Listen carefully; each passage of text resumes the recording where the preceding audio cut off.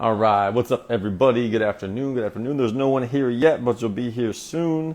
About to go live with Mr. Charles Eisenstein, incredible author, incredible speaker, futurist, deep shamanic wisdom, deep look into the future about how we can evolve as a species. Truly a fascinating person, and I am very, very excited to have this conversation with him. One of the real new world intellectuals, and I'm really honored. There he is. How you doing, Charles? Hey, how you doing, Jackson? I am fantastic, man. I'm fantastic. Thanks for being here with me. Yeah, happy to be here.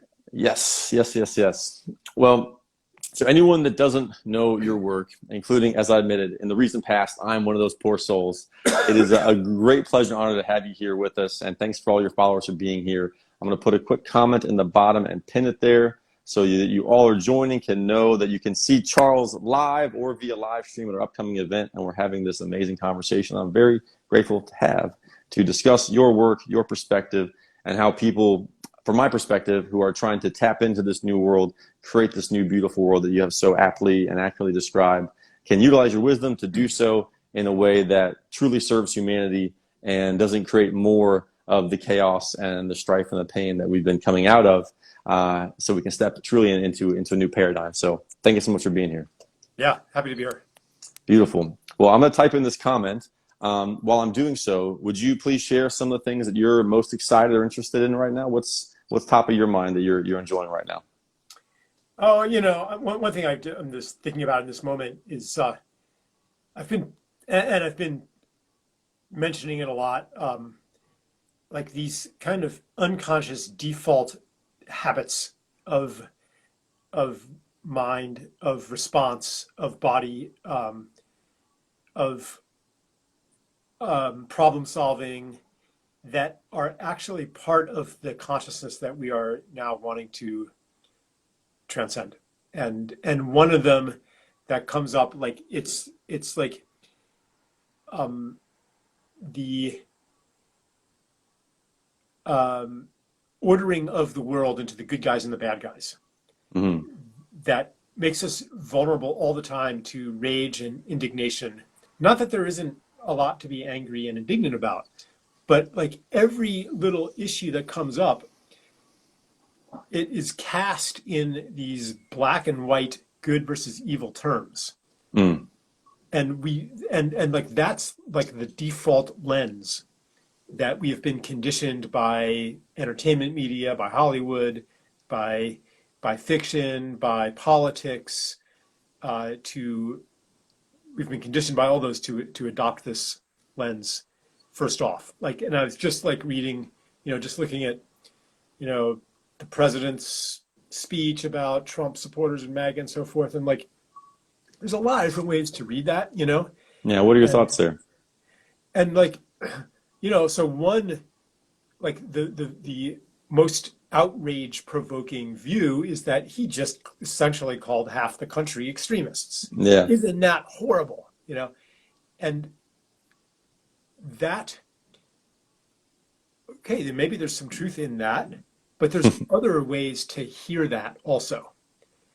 And my question is, when we leap to that most rage-inducing, polarizing, us versus them, good versus evil interpretation, are we jumping to that out of habit, or are we jumping to that because that's like the most rational way to interpret it? Like each of these different ways to interpret it comes with a consciousness and comes with a set of responses. And it just, like, I'm just very cautious about defaulting into hero, villain, good, evil, us, them with everything. How do we Because avoid that? I mean, it's such like an easy thing for the mind to put us in, put other people in boxes so we can. Yeah. It's easier, but how do we avoid that? It's hard. And we not to do avoid that first by being aware of it. Mm-hmm. And then second by asking, is this really who I am? And is my plan for the healing of society dependent on good overcoming evil in a battle where each side sees the other as an irredeemable foe. Mm-hmm. Like, is that your plan? Right. Violent conflict where good triumphs over evil. Is that the plan? Do What you think that about, is the plan? You know, do you think it's not my plan yeah. because Do you think I people are trying believe to in the steer us towards power, that? I believe in the power of like a change of heart, Mm-hmm. you know? And how do we make space for that? And without letting, psychopaths and narcissists and manipulative power hungry people run roughshod over us. Um, but is that all there is to even those people? Mm-hmm. And how do we change the conditions that um, induce power to act in a certain way? And how do we become immune to the most fundamental kind of manipulation, which is to set us against each other? Mm-hmm. Yeah, So these are some of the questions I talk about because yeah. my vision is of a healed and coherent society, Right. not one that depends on victory in a civil war, Right. because that just goes on forever. Right. Yeah. Yeah. I mean, we're still dealing with Civil War culture, today in America.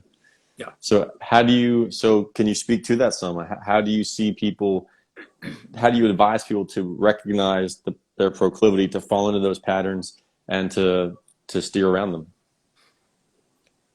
Simply by naming it, Mm-hmm.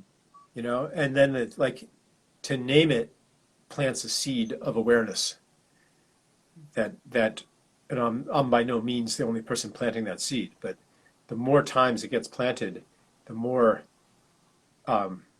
it starts like operating on you, and you're like, yeah, why am I so attracted to seeing the world in terms like of looking there for the explanation? I mean, this is another one of these these unconscious meta patterns of you see any disturbing phenomenon, any crisis, any injustice, and the default explanation is who's the bad guy.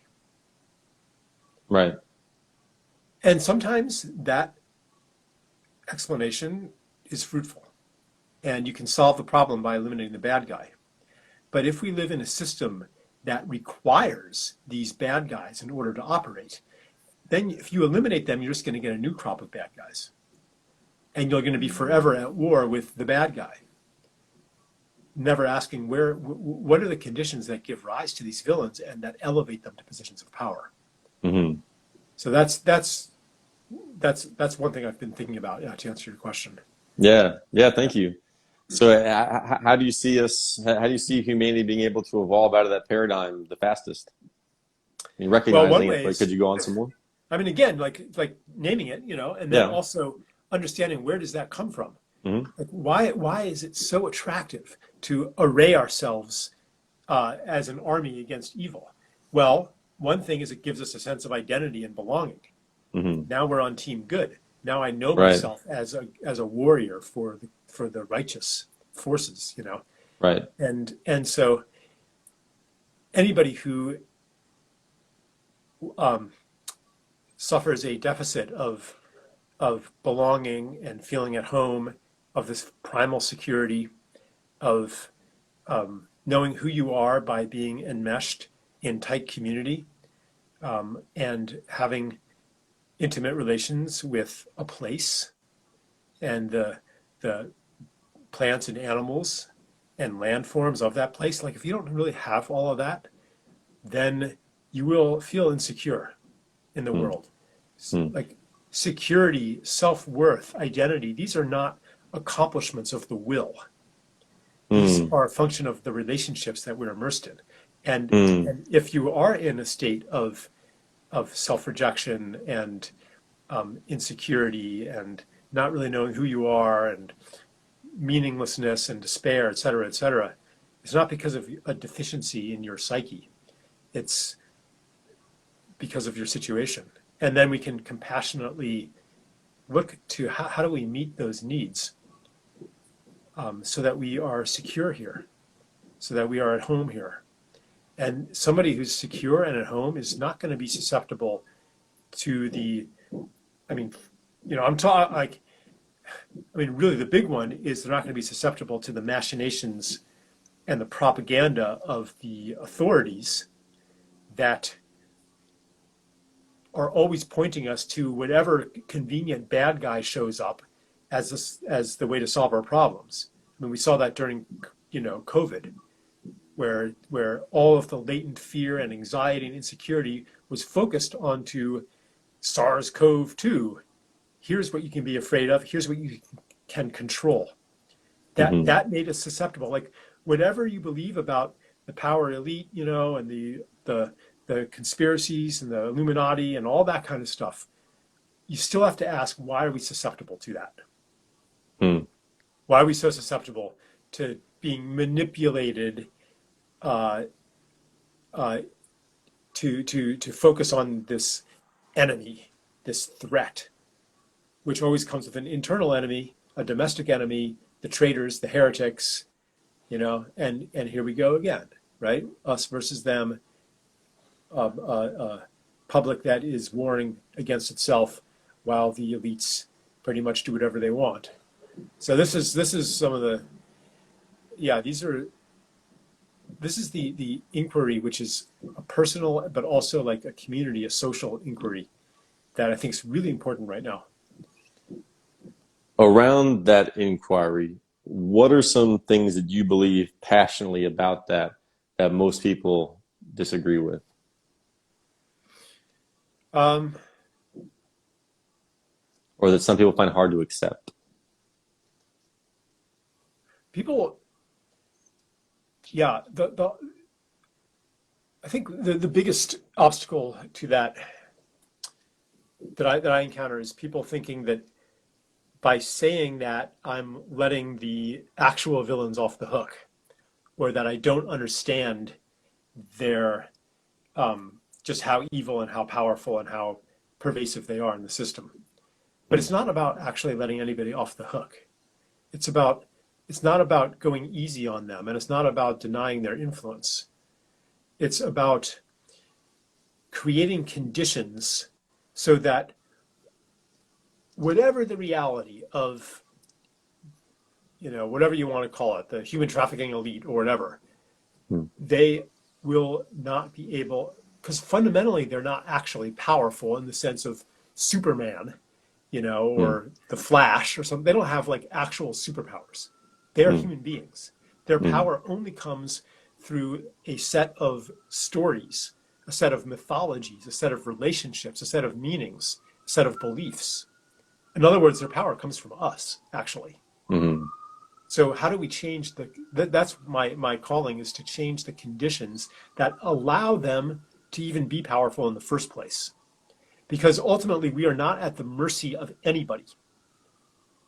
Anytime that we're feeling like a victim, then there's something to look at. What is my complicity in creating the conditions that allow me to be victimized? And I don't want to like trivialize that and say, if you're a battered spouse under the control of your partner, that it's just, change your way of thinking about it. There's also an act in physical reality that corresponds to the change of thinking. And it's an act of courage because it requires stepping out of the familiar. So I'm not denying that. Like this is part of the mentality is when I describe this post-polarization philosophy, this peace philosophy, people do the same thing to me that I'm actually describing, which is, he is one of those people. Like, what is the ready category to put these words into? I know it's the category of the coward. It's the category of the communist sympathizer. It's the category of the person who, the controlled opposition. Like, again, it's like this us versus them, good versus evil, this or that way of thinking. I'm not saying that that's never a useful way to think, but it has become ubiquitous in our culture. And the origins of it go, I could get very, very philosophical and historical about the Please. origins of this way of thinking. But I'm not Yeah, going to do go that right for it. now on Instagram Yeah. Live. Okay. But I don't know. Um, I'll just say one more thing, which is that that way of thinking ultimately leads to despair, not Hmm. empowerment.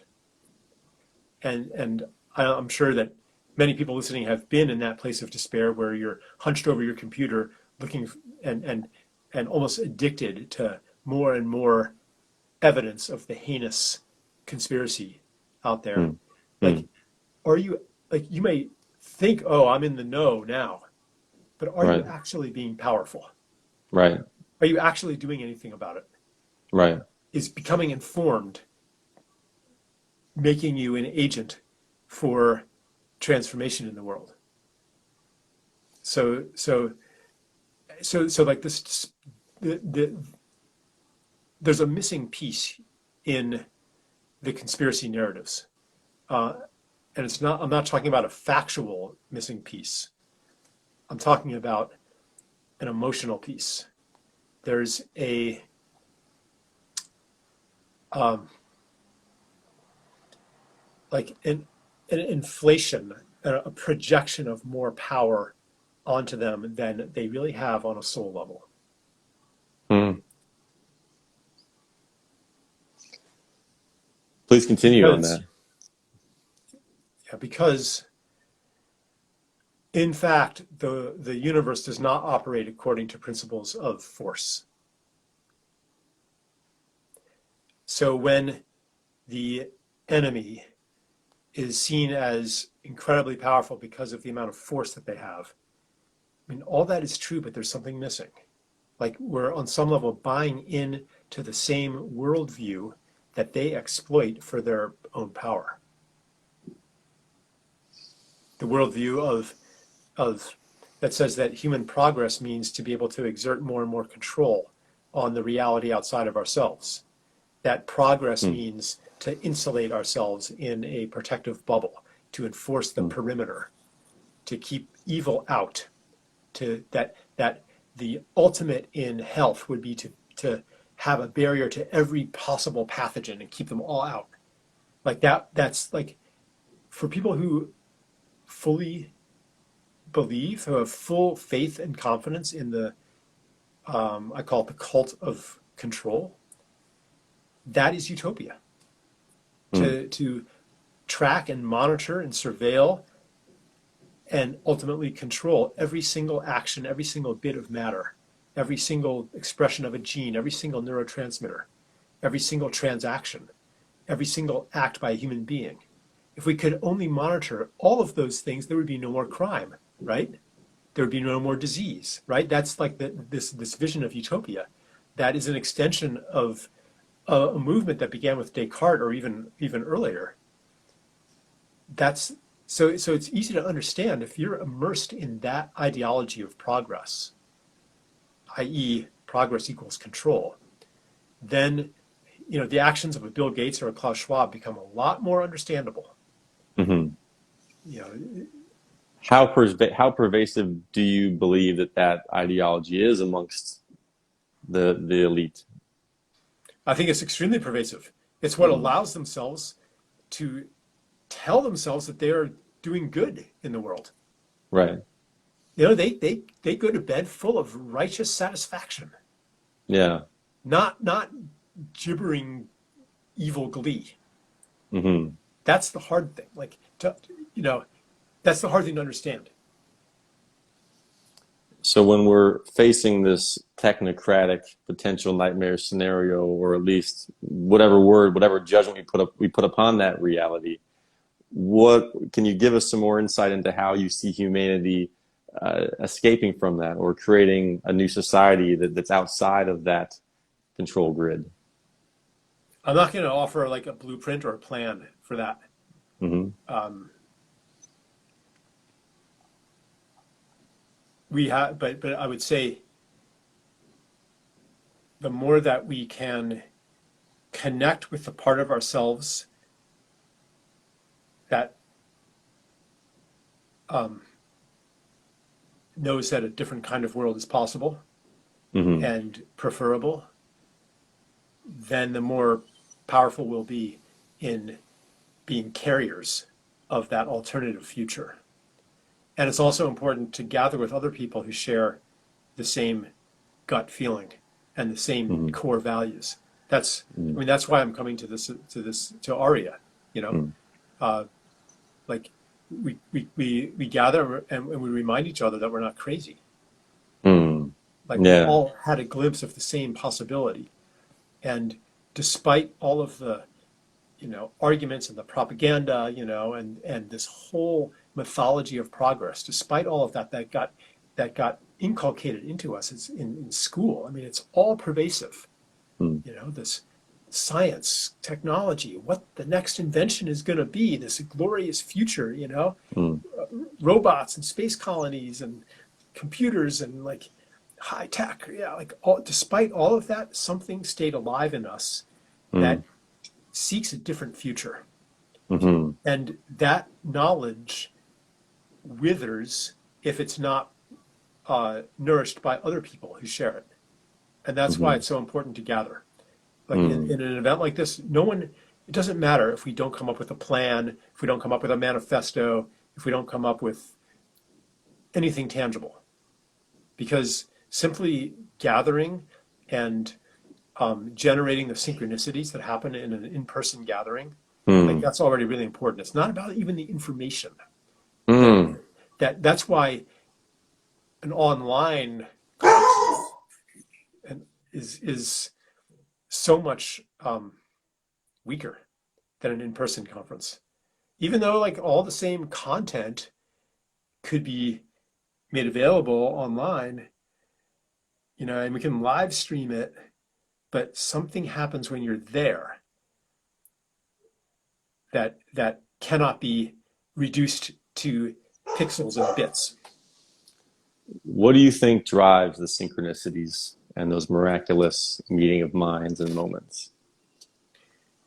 Well, what drives or allows synchronicity is a release of control.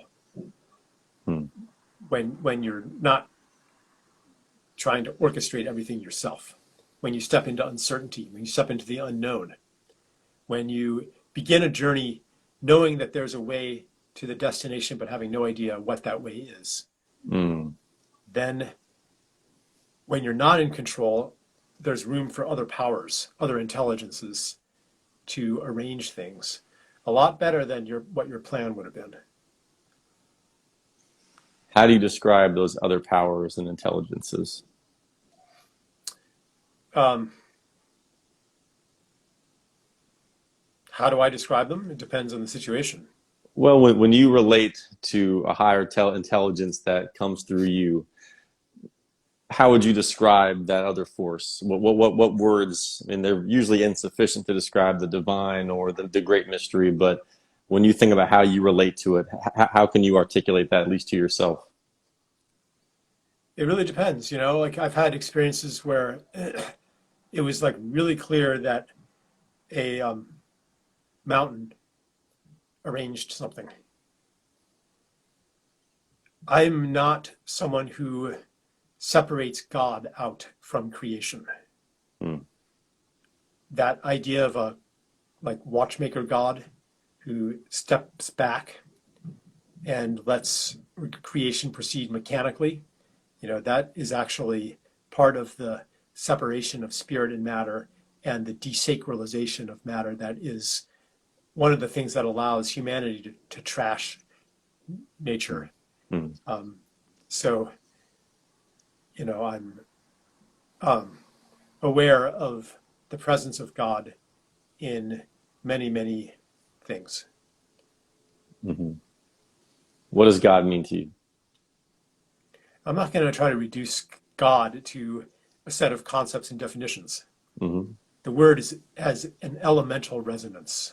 The more you explain it, the farther away you get from the truth. I like that. I mean, it's kind of presumptuous, isn't it, to like try to define and explain God? Yeah, it's just such a loaded word. You know, it's so easily misinterpreted by whoever says it and whoever hears it. You know, probably the most loaded word in history. Well, I yeah, as an ardent fan of Joseph Campbell, and hearing you speak about the mystery and stepping into the adventure, how else do you think about some of those primal patterns and archetypes and journeys that are endemic to the human journey when we step into that mystery and allow synchronicity and allow life to kind of come alive around us? Sorry, I was just looking at some of the comments, Oh, no problem. and the last sentence you said just passed me right by. No problem. So as a big fan of Joseph Campbell and Right. Yeah. hearing touches of similarities there, just interested in what are your thoughts on some of the other? He of course talks about the hero's journey, and as we step into that mystery, as we step into our calling, our call to adventure, then these other synchronicities and these other amazing things kind of come alive around us. Just interested Yeah. in sort of your reflections on Yeah. that. Yeah. That's when the hero receives unexpected aid. Right. A mentor or a helper of some sort appears, and it's not that he arranged it. It comes as a response to his saying yes to the Right. adventure. Um, Joseph Campbell is best known for his description of the hero's journey, but there's many more myths besides the hero's journey, many more archetypes besides the hero. Right. And right now I'm actually working on a musical with some folks, Hmm. and I'm really looking to other archetypes Yeah. because I don't think that the hero's journey is actually the best guide for our civilization at this time. Hmm. And it's not that the guide needs to be a heroine, like a feminized version of the hero or anything like that. It's that the hero is actually a boy archetype and not a man archetype. Hmm. And and the idea of a journey, like leaving home behind, is that really what we need the most right now to guide us as a civilization? Like, do we need to go off into space, like manned expedition to Mars, probe the new frontier? Or is it time actually to be home and embrace home Hmm. and like turn our attention to home Hmm. and to turn this earth into a shrine, Hmm. to pour our creativity into serving life and beauty right here?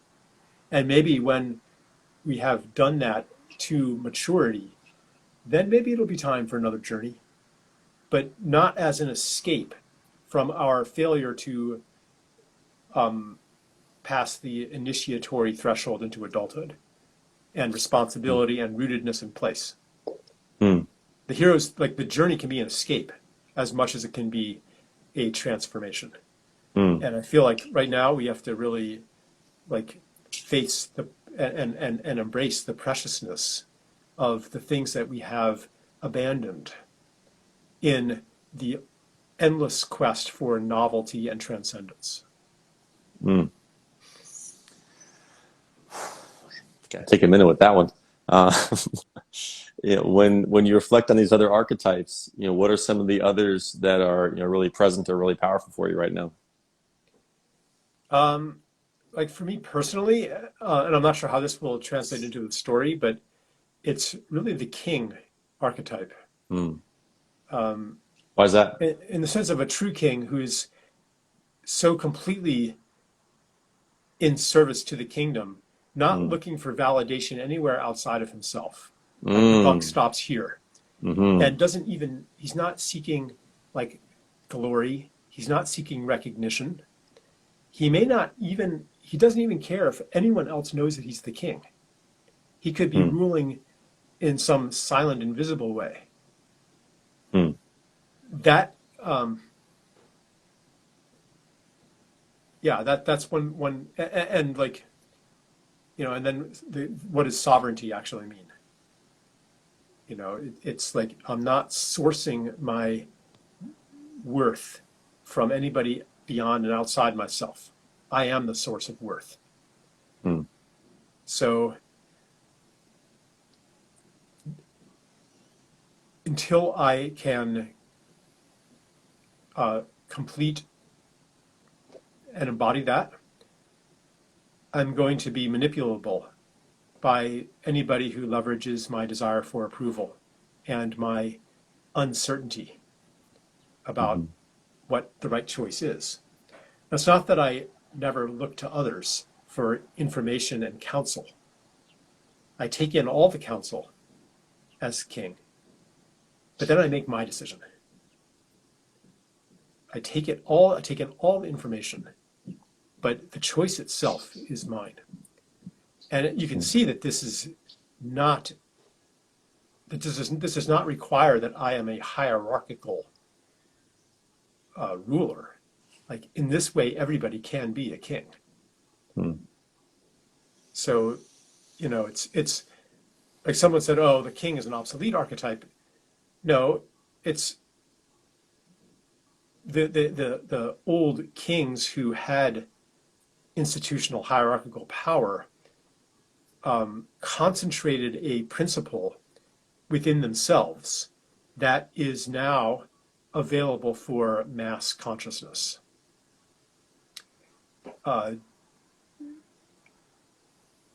So anyway, that's one of the archetypes that I'm exploring. And this is, I'm not going to say that explicitly in a work of fiction, but it's kind of something that's informing it from the background. Yeah. Well, thank you for that. It may not have been clear, in our initial conversations, but the organization that Jeff and I lead, that is actually the producers of Aurea, is Pursuit of Kings. That's our men's group here in Miami. So we're very much in, and we call it the pursuit because we believe we are pursuing this archetype. We are pursuing this identity rather than saying we've got it. We've got it all figured out. It's a daily journey. Could you expound more on how to best embody that and not fall into the tyrant, shadow archetypes of that? I don't think I want to really go there right now. It's a big topic, and I was I need to actually get off the call pretty soon. Okay, no problem. It's been amazing being with you. We're honored to have you. Anyone watching this, shameless pitch. If you're able to come to Miami, or if you're in Florida, join us for Charles. Join us for a litany of other amazing speakers, amazing music, dance, celebration, this sacredness of connection. As you mentioned, the synchronicities. The person sitting next to you could be a miracle in your community or your business or your activism. And we're here to create the golden age. And not everyone, but many people think, and it's easy to fall into the trap of thinking we're in this terrible point in history of all these challenges that we face. But I believe, and I think Charles believes, and I'm honored to hear more of your perspective at Aurea, that we're actually stepping into a golden age, and that by tapping into these new truths and this ancient wisdom, we have the chance to create a world that's beautiful and sustainable and a sacred gem of the universe.